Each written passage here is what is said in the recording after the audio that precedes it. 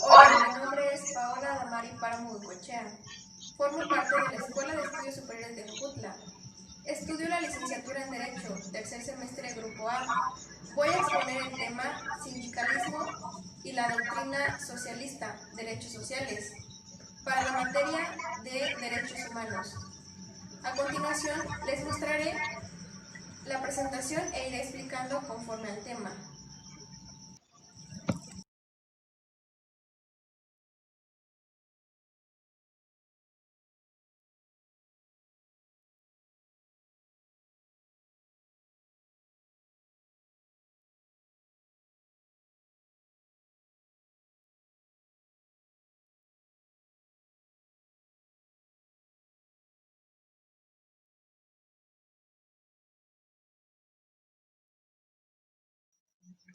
Antecedentes históricos.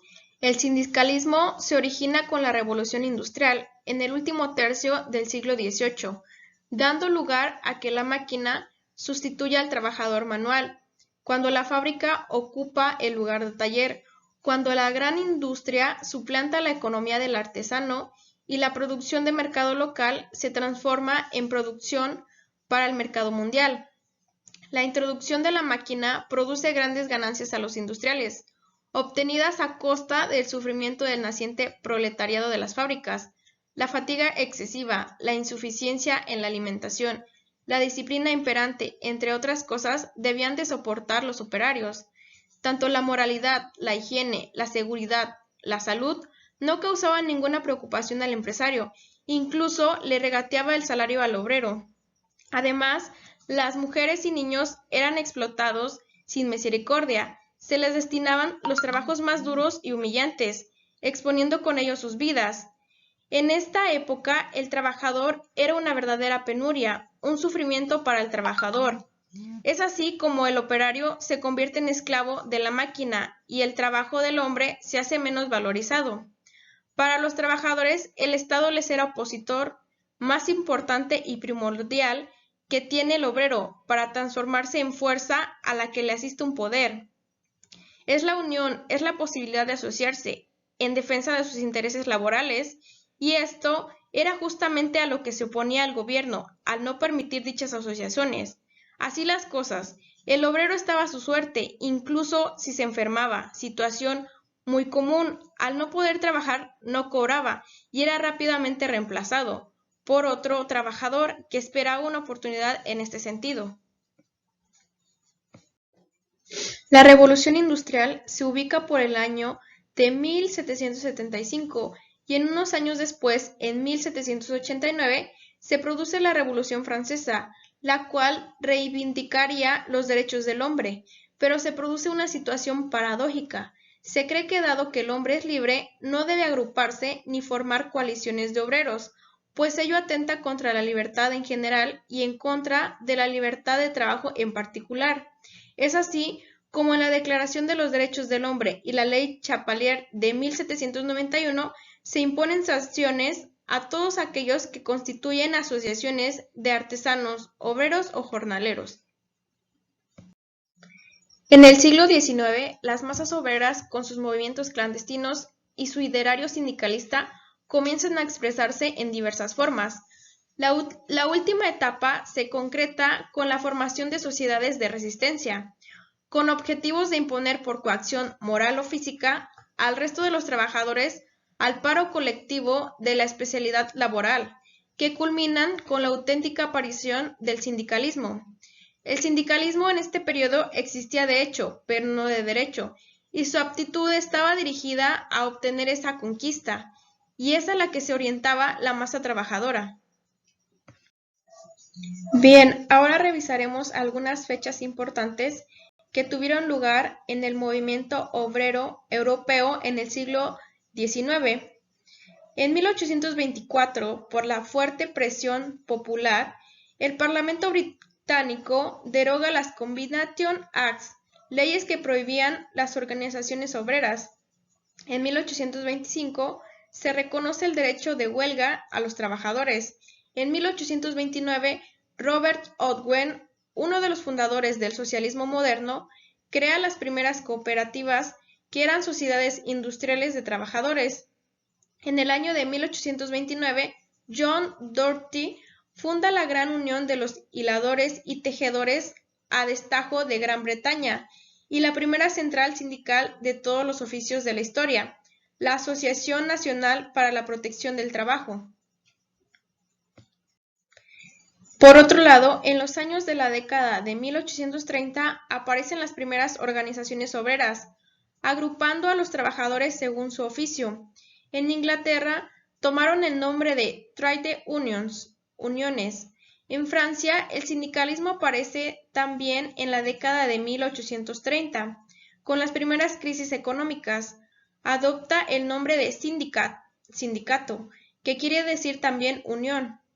En el siglo XIX, en sus inicios, es cuando el sindicalismo, por su propia fuerza, opta por salir de la clandestinidad y busca un lugar en la estructura jurídico-social imperante, fortalecida sin duda por las premisas de la Revolución Francesa de 1848 y el auge de las ideas contenidas en el Manifiesto Comunista de Carlos Marx y Federico Engels. Después, en el año de 1864, se reconoce en Francia el derecho a la huelga como uno de los derechos fundamentales del individuo. La lucha de los trabajadores continúa y en 1871 en Inglaterra se promulgan disposiciones que permiten la constitución de asociaciones profesionales. En Francia, en el año de 1879, se constituye la Federación de Trabajadores Socialistas y en 1884 se reconoce expresamente la legalidad de los sindicatos con diversas limitaciones. En 1889 se firma en Suecia el primer pacto social entre empresarios y sindicatos.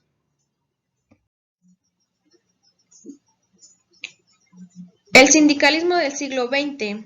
El sindicato es una de las instituciones que tienen gran importancia en la vida económica y social de una comunidad y país. El sindicato es todo tipo de organización o asociación profesional compuesta o integrada por personas que ejerciendo el oficio o profesión u oficios o profesiones similares o conexos se unen para el estudio y protección de aquellos intereses que les son comunes a todos ellos. En el siglo XX, los sindicatos tendieron a dividirse internacionalmente en tres grandes corrientes mundiales. Inciso A. Los comunistas, organizados en la Federación Sindical Mundial, fundada en el año de 1945 en la ciudad de París, Francia. Inciso B. Los socialistas democráticos, organizados en la Confederación Internacional de Organizaciones Sindicales Libres. Inciso C. Los cristianos, organizados en la Confederación Mundial del Trabajo. Bien, dentro del sindicalismo del siglo XX existen diversos tipos de sindicalismo. Por ejemplo, el sindicalismo revolucionario, que es generado por los anarquistas o comunistas libertadores. El sindicalismo reformista, que es el que se opone a la acción violenta y directa del proletariado como único sistema. El sindicalismo comunista, en el que la fuerza sindical es utilizada para la implantación de ideales reputados como propios de una revolución universal. El sindicalismo de Estado o nacionalista, que es el que pretende apuntarse en apariencia hacia la política. Sus expresiones más notables fueron en la Italia fascista y en la Alemania nazi. Ahora pasaremos a ver cómo se dio el sindicalismo en México. El 16 de septiembre del año de 1872 se fundó la primera asociación de tipo profesional, Círculo de Obreros. El 5 de marzo de 1874 fue fundada la Confederación de Asociaciones de Trabajadores de los Estados Unidos Mexicanos, la cual fortaleció la unidad de los trabajadores, constituyéndose en el año de 1890 en la llamada Orden Suprema de Empleados Ferrocarrileros Mexicanos.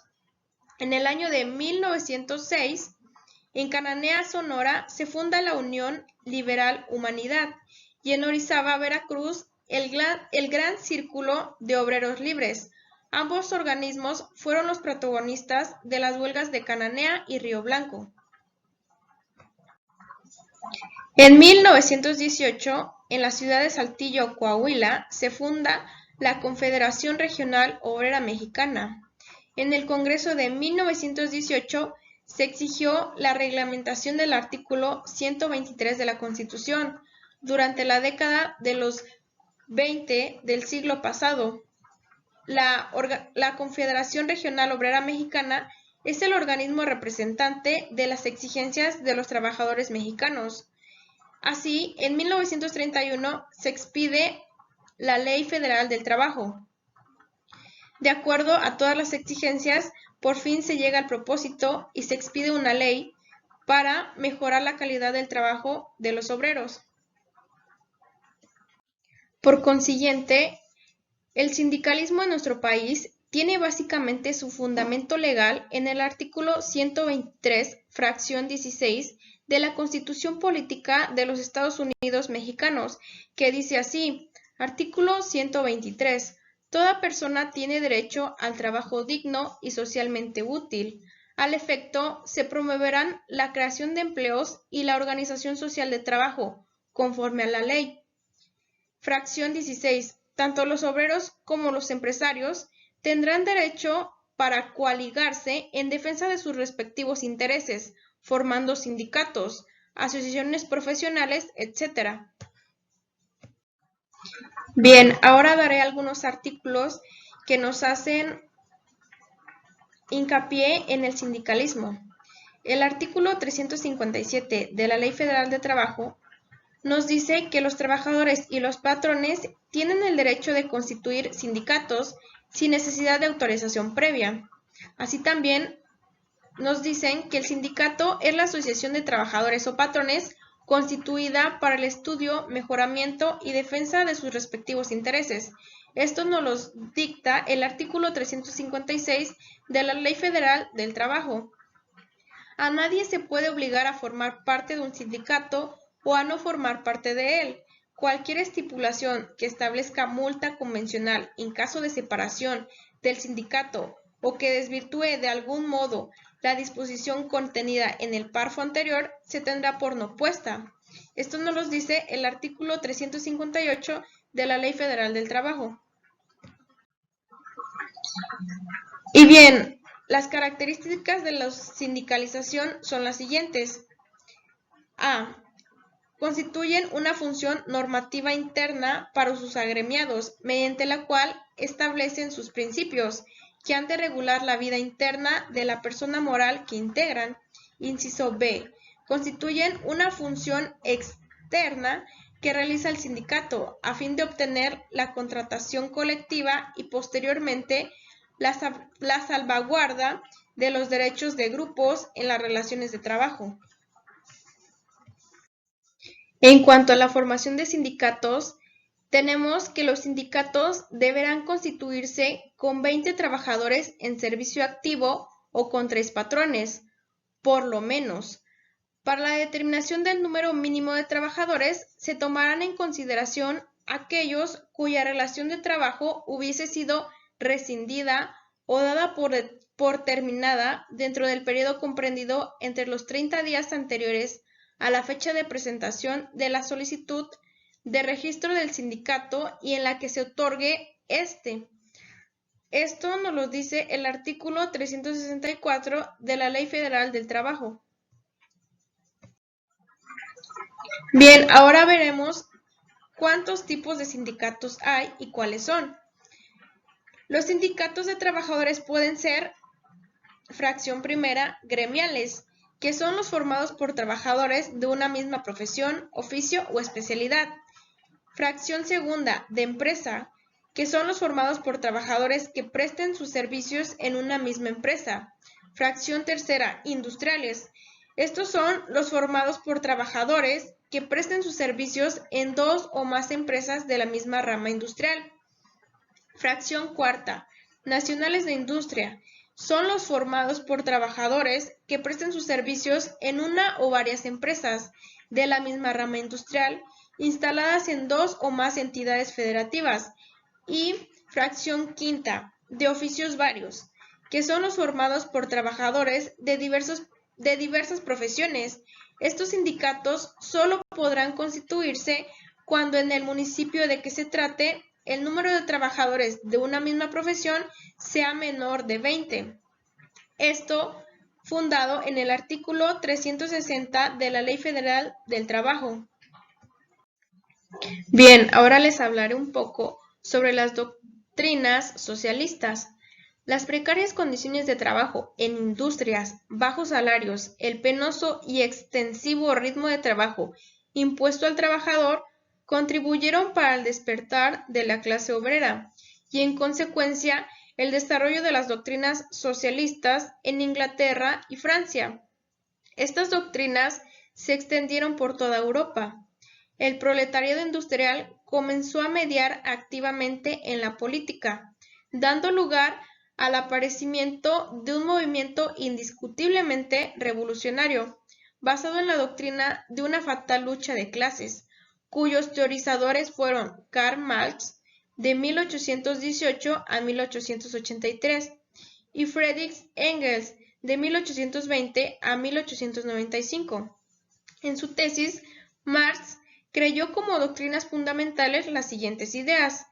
1. La interpretación económica de la historia, en la cual decía que los principales movimientos políticos, sociales e intelectuales de la historia se determinaron por el medio económico de donde surgieron. 2. La lucha de clases, en la cual afirma que los individuos pertenecen a grupos tanto sociales como económicos y actúan movidos por ideas e intereses que están en conflicto con otros grupos. La lucha entre las clases es parte de la historia. 3. Teoría del desarrollo socialista. En esta, Marx cree que el fin del capitalismo llegaría a través del proletariado, en el cual el Estado sería el dueño de los medios de producción. El socialismo sería solo una fase de transición para el comunismo, que debe ser una sociedad sin clases, donde el Estado virtualmente no existe. En consecuencia de las exigencias sociales que hemos pasado conforme al tiempo, hoy en día tenemos reconocidos los derechos sociales, que son aquellos derechos que facilitan a los ciudadanos o personas de un país a desarrollarse en autonomía, igualdad y libertad, así como aquellos derechos que les permiten unas condiciones económicas y de acceso a bienes necesarios para una vida digna. Los derechos económicos, sociales y culturales se han ido positivando en diferentes declaraciones y pactos, tanto a nivel internacional como regional. Fueron ratificados por la ONU en 1988 a nivel internacional, a partir del Pacto Internacional de Derechos Económicos, Sociales y Culturales, y a nivel americano por el Protocolo de San Salvador. Algunos de estos derechos sociales son el derecho a un empleo y a un salario justo, el derecho a la protección social en casos de necesidad, seguridad social, bajas laborales, desempleo, jubilación, maternidad, etc. El derecho a la vivienda, el derecho a la educación gratuita y de calidad, el derecho a la sanidad, el derecho a un entorno saludable, al acceso a la cultura y a todos los ámbitos de la vida pública de la comunidad. Esto sería todo de mi parte. Gracias.